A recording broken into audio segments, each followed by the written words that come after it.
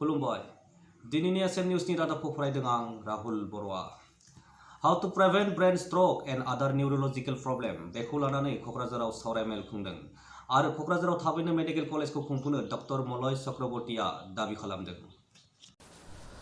बड'लेण्डनि राजधानी क'क्राझाराव थाबैनो मेडिकेल कलेज लुफुंना होनो आरो बे ओनसोलनि मेडिकेल सोलोंथाय आरो लाइमोनफोरनि जेंना बायदि बायदि थासारिखौ नोजोर होनानै सिलिगुरिनि मुंदांखा गागि निउर' सार्जन डक्टर मलय चक्रवर्तीया थाबैनो मेडिकेल कलेज लुफुंनो सरकारनिसिम खावलायो।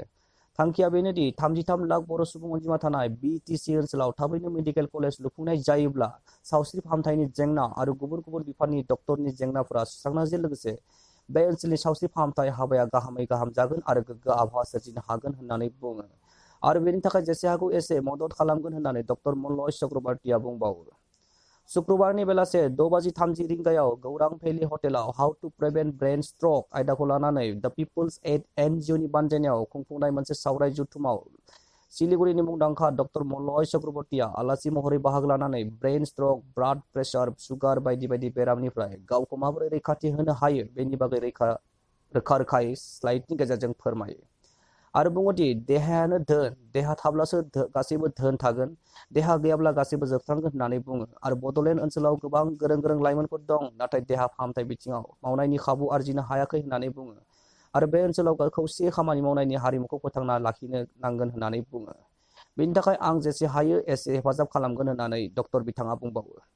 बे हाबाफारियावनो बाहागो लायो फारियो मिरु एबसुनि गाहाय नेहाथारि लरेन इस्लारि, राज्य सभानि बारग' एमपि उर्खावगोरा ब्रह्म, आजिरा मोननाय doctor A K. Brahma, doctor K Ramsiyari, the people ads एनजिअनि आफादगिरि नब कुमार बसुमतारिजों लोगोसे क'क्राझार जिल्ला एबसु आरो क'क्राझार ओनसोलनि गोबां सांग्रां नोगोरारिफोरा।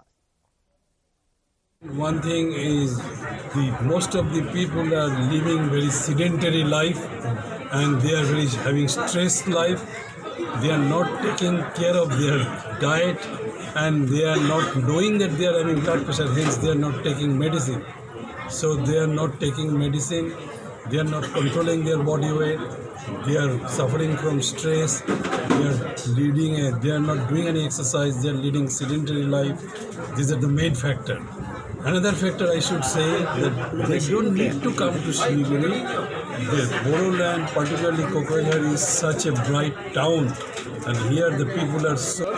SME come awareness program, how to prevent brain stroke ইয়াৰ ওপৰত এটা প্ৰগ্ৰাম দিছোঁ। উদ্দেশ্যটো হ'ল আমাৰ কোকৰাঝাৰত ক'বলৈ গ'লে লোৱাৰ আছামত আমি বহুত আমাৰ ইয়াত বসবাস কৰা মানুহে আমাৰ ষ্ট্ৰকৰ আক্ৰান্ত হয়, বহুত মৃত্যুটো সাৱটি ল'বলগীয়া হয়। সেইকাৰণে আমি শিলিগুৰিৰ ৰিনন এক্সপিৰিয়েঞ্চ ডক্টৰ মলয় চক্ৰৱৰ্তী ছাৰক আমি ইয়াত মাতি আনিছোঁ। কাৰণটো হ'ল ৰাইজক ষ্ট্ৰকৰ ওপৰত সজাগত কৰিবৰ কাৰণে, যাতে ভৱিষ্যতত আমাৰ ৰাইজে ষ্ট্ৰক ৰোগত আক্ৰান্ত হয় মৃত্যুৰ পৰা আমি বচাব পাৰোঁ।